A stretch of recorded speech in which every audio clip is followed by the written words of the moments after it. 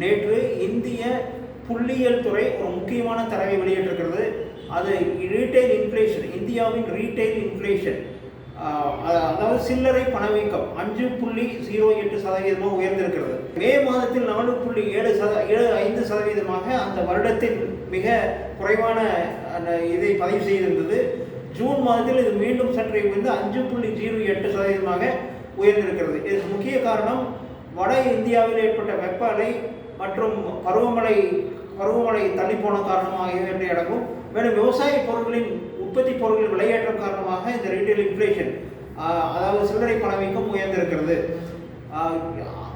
இந்திய தொழில்துறை உற்பத்தி மே மாதத்தில் ஏப்ரல் மாதத்தில் வந்ததை விட ஏப்ரல் மாதத்தில் 5%, மே மாதத்தில் 5.09% வளர்ந்திருக்கிறது.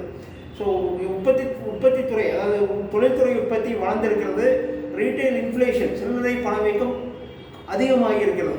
இதை இரண்டையும் வைத்து பார்க்கும் பொழுது மத்திய ரிசர்வ் பேங்க் ஆஃப் இந்தியா இன்னும் ஒரு சில மாதங்களில் இன்ட்ரெஸ்ட் ரேட், அதாவது வட்டி விகிதத்தை குறைக்கும் என்று எதிர்பார்ப்பு நிலை வந்த நிலையில் இப்பொழுது அதுக்கு வாய்ப்பில்லை என்றே தெரிகிறது.